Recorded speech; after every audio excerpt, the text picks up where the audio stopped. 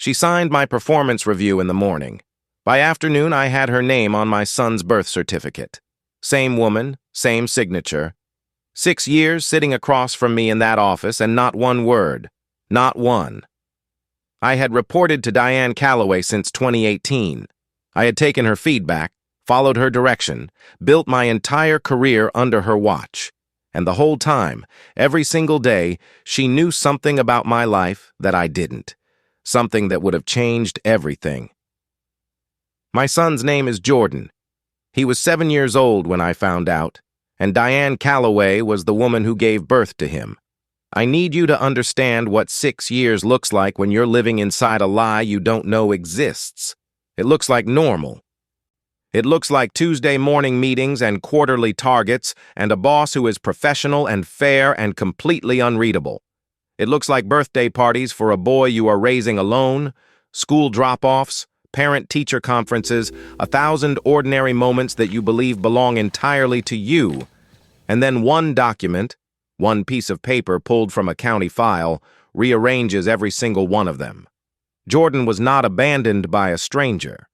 He was left by a woman who then spent 6 years watching me raise him from the 3rd floor of the same building where I worked. That is the story, and every word of it is true. My name is Marcus Webb. I grew up in Dayton, Ohio. I left at 18 and came back at 24 with a business degree and enough drive to build something real in a city that hadn't been generous to a lot of people who looked like me. I got hired at Meridian Logistics in 2016 as a junior operations coordinator. I was good at the work. I stayed late, I hit my numbers, and I moved up fast.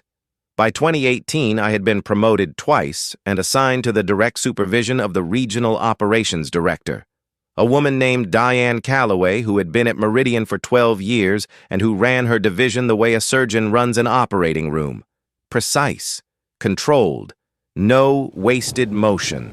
I respected her immediately. I never questioned her. That was my first mistake, though it wouldn't feel like a mistake for another 6 years. Diane Calloway was 41 when I first reported to her. She had climbed from junior analyst to regional director without ever appearing to climb. She just kept arriving at higher levels, quietly and without drama, the way water finds its way uphill when the pressure is right. People in the office respected her the way you respect something you can't fully see. She gave credit where it was due, she was never cruel, and she maintained a professional distance so consistent and so complete that after a while, you stopped noticing the wall was there. You just accepted it as the shape of who she was. I accepted it. I had no reason to look behind it. I was her employee. She was my boss. That was the whole of what I understood. Everything else, everything that actually mattered, she had locked away somewhere I didn't have access to. But the story starts before any of that. It starts in the fall of 2017, 6 months before I was ever assigned to Diane's team. There was a company conference in Cincinnati, 2 days of sessions and breakout groups and a dinner on the second night with an open bar that nobody at Meridian has ever stopped talking about. Though not everyone talks about it for the same reason. I was a junior coordinator then. Diane was already a director. We had never had a real conversation before that night. But somewhere between the end of the dinner speeches and 2 in the morning, we had one. It went places I hadn't expected, and by the time I flew back to Columbus on Sunday, something had happened between us that neither of us had planned and neither of us knew how to name. I told myself it was a one-time thing.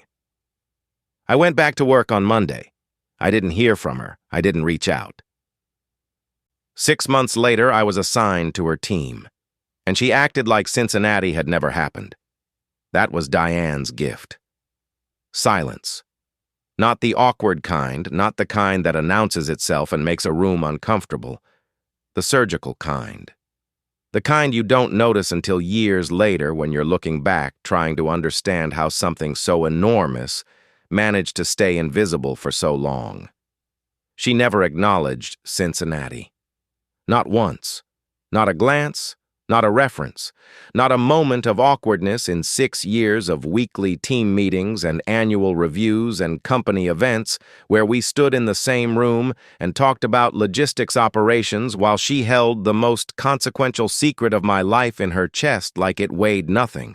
I built my career in that silence. I built my family in it, and I had no idea.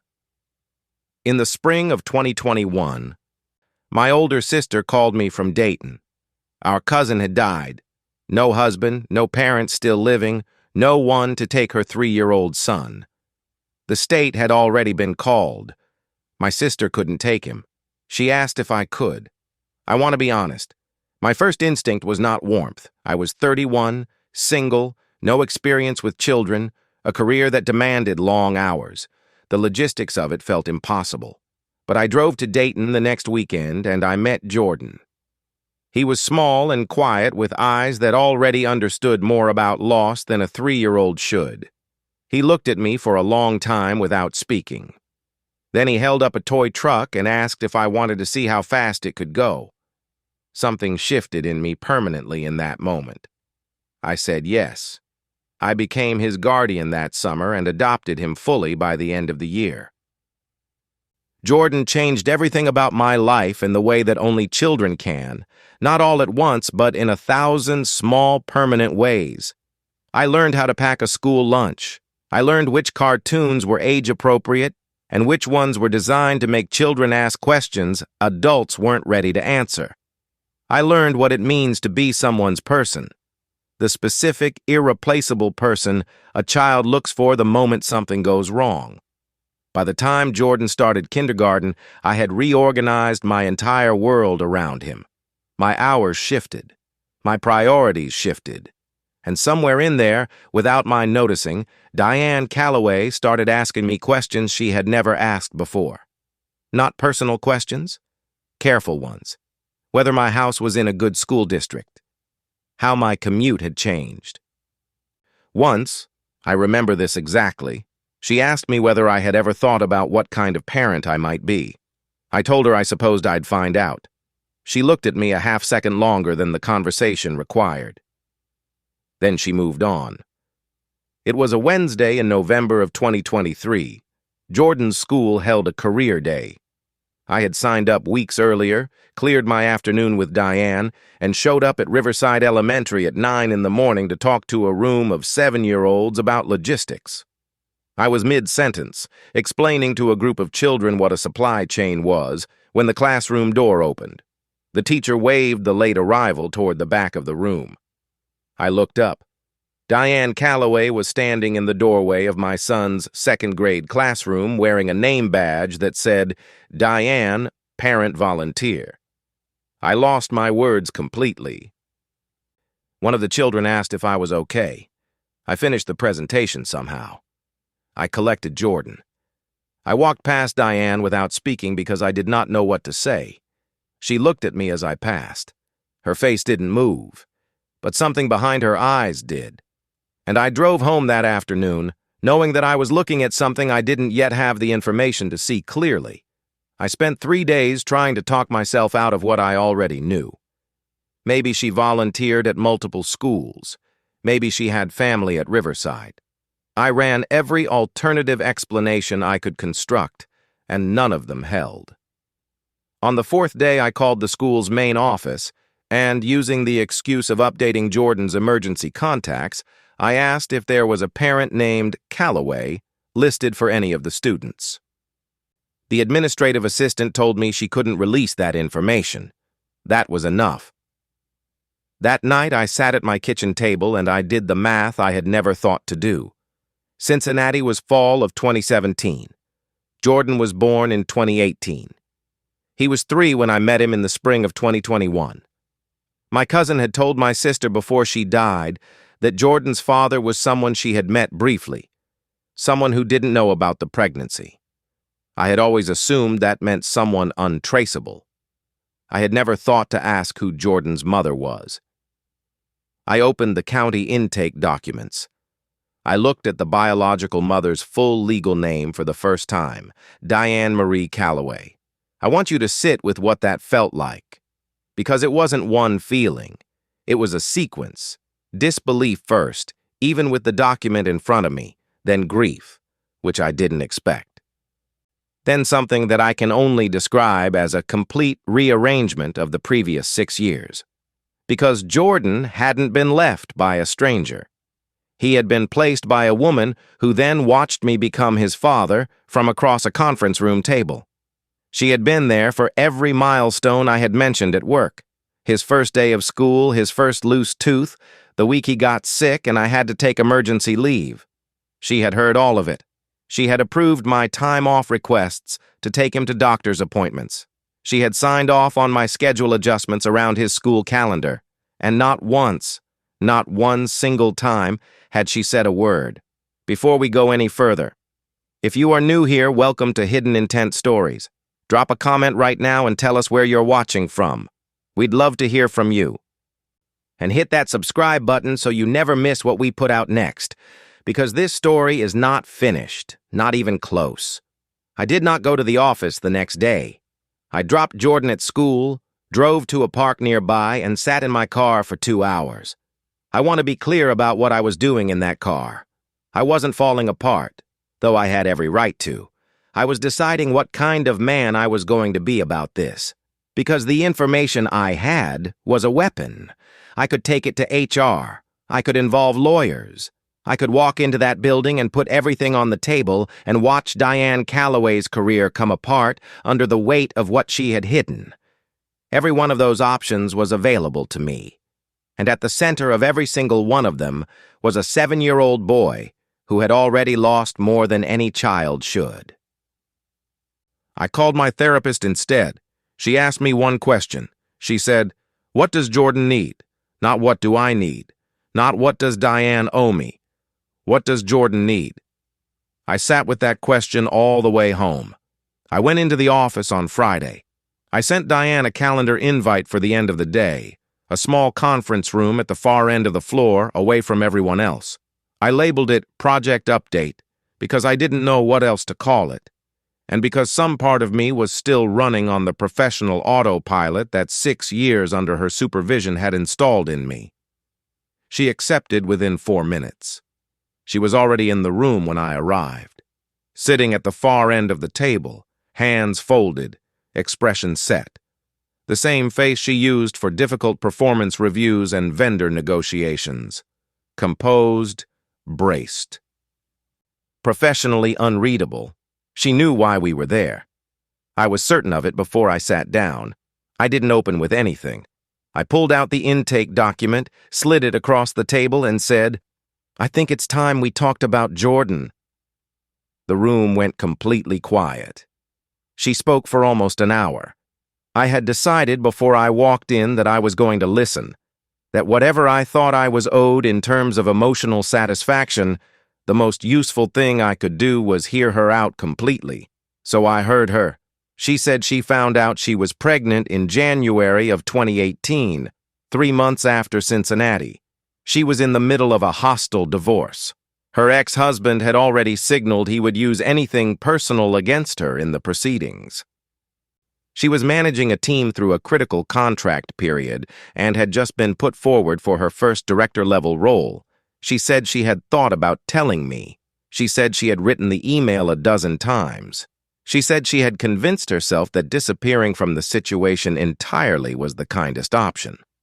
For the child, and for me. She said she had a private arrangement in place for Jordan that fell apart at the last minute. By the time she understood what had happened, Jordan was already with the county. And then she found out, through someone who knew my family in Dayton, that the man who had taken him was Marcus Webb, from Meridian, 3rd floor. She had sat with that information for 4 days before she came back to work. 4 days. And then she had walked back into that building, back into that office, back into those meetings, and said nothing. Not when I mentioned Jordan for the first time. Not when I took emergency leave because he was sick. Not when I came in exhausted after his first week of kindergarten, and she asked, professionally, how the adjustment was going. Not once in 2 years of knowing, 2 full years of watching me raise her son, did she say a word. I looked at her across that table and I asked her why. She didn't give me a clean answer. She said she told herself each time that the moment had passed, that it was too late, that saying something now would only make things worse. That is what fear sounds like when it has been living inside a person for long enough. It stops sounding like fear. It starts sounding like logic. I want to be honest about what I felt in that room. Because what I felt was not the anger I had rehearsed in my car. It was something harder and more complicated than anger, a kind of sorrow that had no clean object to attach itself to. I was not the villain in her story. She was not simply the villain in mine. We were two people who had made choices in the dark and then lived inside the consequences of those choices for years without ever being forced to account for them together. But what I kept coming back to was not Diane's fear, and it was not my betrayal, and it was not the 6 years of professional dishonesty that sat between us like a third person in that room. What I kept coming back to was Jordan at 3 years old, eyes too old for his face, holding up a toy truck in a room in Dayton. He had already lost everything once. Whatever I decided to do next was going to have to start and end with protecting him from losing anything again. There was also the professional dimension. Diane was my boss. Every raise I had received, every opportunity I had been given or denied, every performance evaluation of the previous 6 years had passed through her hands. And now I was sitting across from her with a secret that, if it became known to the company, would almost certainly end her career at Meridian and create an investigation into mine that I had neither the time nor the energy to survive. The situation was almost absurd in its complexity. Almost, but not quite, because at the center of it was a real child and a real family that I had spent 3 years building from scratch. And I was not going to let the ugliness of the professional situation become a reason to blow that family apart. I told her I needed time. I told her I was not making any decisions in that room. I told her the only thing I was certain of was that Jordan had already lost enough and that whatever we did next was going to be built around protecting him first. She nodded. She didn't cry. Diane Calloway did not appear to be a woman who cried easily, and I found I could no longer read that as coldness the way I once would have. She thanked me for listening. I told her not to thank me yet. I picked up the document, folded it back into my pocket, walked out of that conference room, drove home, made Jordan's favorite dinner, pasta with butter and too much Parmesan, and sat across from my son at the kitchen table and watched him eat, and tried to figure out how to carry what I now knew without letting him feel the weight of it. The weeks that followed were the strangest of my professional life. I went to work every day. I sat in Diane's weekly team check-ins and listened to her deliver operational updates with the same precision and composure she had always shown. Nothing in her behavior, not a glance, not a pause, not a single break in her professional baseline, would have told anyone in that room what was sitting between us. She was extraordinary at containment. I had always known that. Now I knew why. The office had always felt to me like a place where the personal and professional stayed cleanly separated. I understand now that that feeling was itself part of what she had built. The cleanliness was a construction. Underneath it, everything was tangled. If this story is hitting you, stay with us. Drop a comment below and let us know where you're watching from. We read every single one. And if you haven't subscribed yet, do it now. What comes next is the part of this story that changes everything, not just for Marcus, but for Jordan.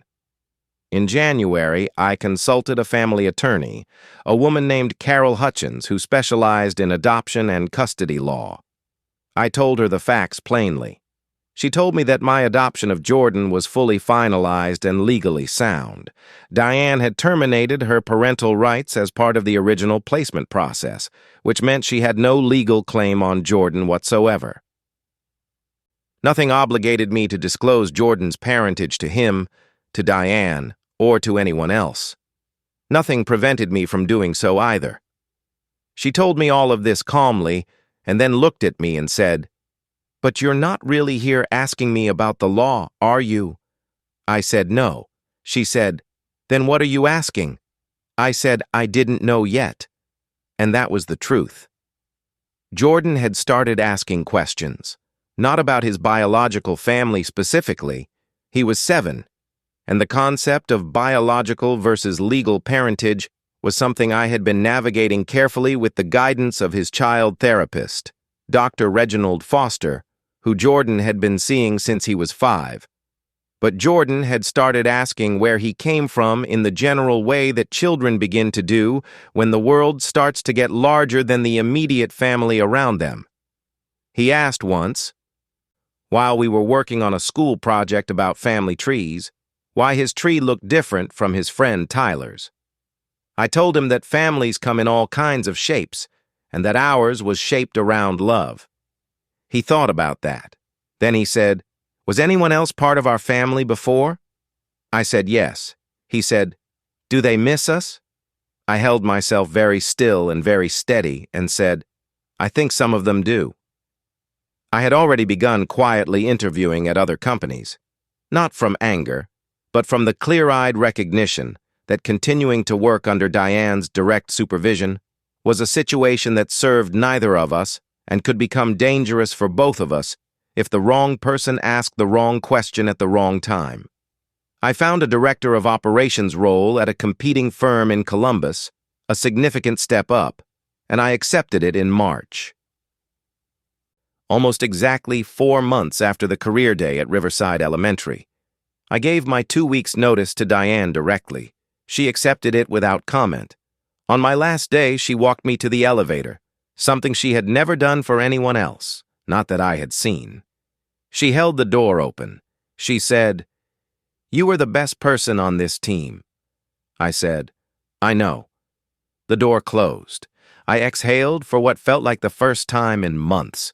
The hardest decision in this entire experience was not the confrontation with Diane. It was not leaving Meridian. It was not the legal consultations or the sleepless nights or the months of carrying information that felt too large for one person to hold alone. The hardest decision was figuring out what to tell Jordan, and when. Dr. Foster had been clear. Children who are shielded from their own stories tend to construct their own narratives to fill the gaps. Those narratives are almost always worse than the truth. He told me the timing mattered less than the steadiness. That Jordan would take his emotional cues from me.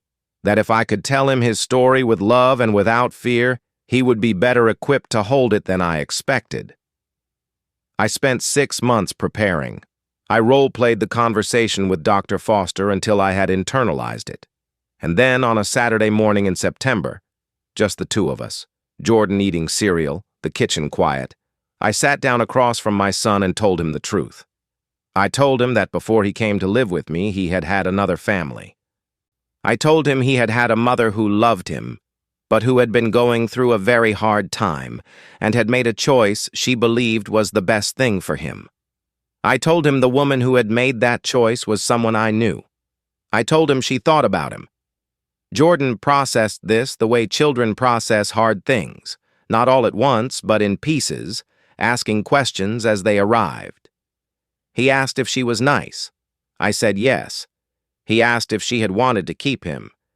I said I thought she had, but that sometimes adults make choices driven by fear, and fear doesn't always take you where you need to go. He sat with that. Then he asked if he could meet her someday. I said that was something we could think about together. He nodded, seriously, deliberately, the way he nods when he has decided something is settled. Then he went back to his cereal. I reached out to Diane in October. I told her Jordan knew, in age-appropriate terms, that she existed. I told her he had asked about meeting her. I told her I was making no promises and setting no timelines, but that I wanted her to know the door was not permanently closed. She responded within the hour. Her message was 3 sentences. She said, "Thank you for telling me. I don't deserve that consideration, but I'm grateful for it. Whatever you decide, I'll respect." It was the most personal thing she had ever said to me in 8 years of knowing each other. And it was exactly the right amount. Not a flood, not an attempt to rush past years of silence with emotion she hadn't earned the right to deliver yet. Just a recognition that she had a long way to go, and that she was finally, for the first time, ready to start going there. Diane and Jordan met for the first time in the spring. Dr. Foster helped arrange it. Neutral location, low pressure, public park on a Saturday afternoon, me present the entire time. Jordan wore his favorite sweatshirt and brought a Tupperware container of goldfish crackers that he offered to Diane within the first 3 minutes. She accepted one with a gravity that I think Jordan found appropriate. They walked the park path together for about 40 minutes. Jordan told her about dinosaurs and basketball and whether a hot dog was technically a sandwich, a question he had been researching seriously for several weeks. Diane listened to all of it with the focused attention of someone who understands completely and without needing to be told that they are being given something precious. When it was time to leave, Jordan hugged her once, quick, unself-conscious, the way he hugs people he has decided are safe. She held on just a moment longer than he expected. Then she let him go. I watched her face as he walked back to me. She looked like someone who had just been handed something they had spent years telling themselves they didn't deserve. We are almost at the end of this story, but before we get there, if this has meant something to you, drop a comment below. Tell us where you're watching from. Share this with someone who needs to hear it. And subscribe so you never miss what we put out next. Because the truth has a way of finding people. It always does. I have thought a lot about the professional dimension of what Diane did, because it was not just personal. For 6 years, she held power over my career. She evaluated my performance. She influenced my promotions. She approved or denied my time-off requests. She shaped my professional trajectory in ways both visible and invisible. And she did all of that while holding a secret that, had she chosen to share it, would have changed the nature of our professional relationship entirely. That is not a small thing. That is an abuse of the position she held. Not in the legal sense. Carol Hutchins was clear about that. But in the human sense. In the sense of what you owe someone when you have authority over their livelihood and you are also carrying information about their private life that they have a right to know. She chose her career over my right to the truth. Repeatedly. Every day for 2 years after she found out I had Jordan, she made that choice again. I needed to name that clearly at least once before I could move past it. People have asked me if I forgave her. I find the question difficult. Not because the answer is no, but because I'm not sure forgiveness is the right frame for what I actually feel. Forgiveness implies a clear wrong and a clear offended party. What happened here was more tangled than that. Diane made choices I believe were wrong. Those choices caused real harm. To me, and more importantly to Jordan, who spent the first 3 years of his life separated from a mother who was, in fact, reachable. But she made those choices inside a life that had real pressure in it. A hostile divorce, a career at a critical point, a culture that punishes women, and especially women in power, for any sign of personal vulnerability. I am not going to tell you I would have done better in her position, because I don't know that. What I know is that the story is not finished, and the part I am most focused on is the part where Jordan grows up knowing the truth of where he came from and loving himself anyway. Jordan is 9 now. He is one of the most concrete, most alive things I have ever known. He has opinions about everything. He still brings Tupperware containers of goldfish crackers to places where they are not necessarily expected. He asks questions that I am not always ready for, and I have learned that not being ready is not the same as not being able to answer. He knows who Diane is. He sees her occasionally, carefully, on a schedule that Dr. Foster helps us maintain. He does not fully understand yet all the layers of what her presence in his life means. But he will. Children grow into the truth of their stories when the adults around them give them a foundation solid enough to stand on while they do it. That is what I am trying to give him. Every day. that foundation, that steadiness, that absolute unconditional certainty that whatever the story is, all of it, the painful parts and the complicated parts and the parts that don't resolve cleanly, he is loved, completely, without condition, without end. What I want you to take from this story is not the betrayal. Every life contains betrayal. What I want you to take from it is what comes after the betrayal. The choices that get made in the aftermath. When the anger has settled and the shock has passed and you are left standing in the rubble of something you believed in, trying to figure out what to build next. I could have burned it all down. I had the means and I had the justification. I chose not to. Not because what was done to me was acceptable, it wasn't, but because the fire would have taken Jordan with it. And Jordan is worth more than my right to be right. He is worth more than anything. And some mornings, when he drops his backpack on the floor the second he comes through the door and starts talking before he has even taken his shoes off, telling me about his day, his theories, his questions, his plans, I think about the parking lot where I sat for 2 hours trying to decide what kind of man I was going to be. And I know I made the right call. If you made it to the end of this, you already know this story was not about logistics. It was not about a company or a career or a conference in Cincinnati. It was about what people hide and what hiding costs, and what happens when the truth finally refuses to stay buried. It was about a child who deserved better from every adult in his life, and 2 adults who, in the end, chose to try to give it to him. Share this story if it moved you. Leave a comment and tell us where you're watching from. Subscribe to this channel so you never miss what we put out next. And remember, the secrets people carry the longest are never the ones without consequences. They are the ones where the consequences were always too large to face alone, until the day they become impossible to carry anymore. Thank you for watching. We'll see you in the next one.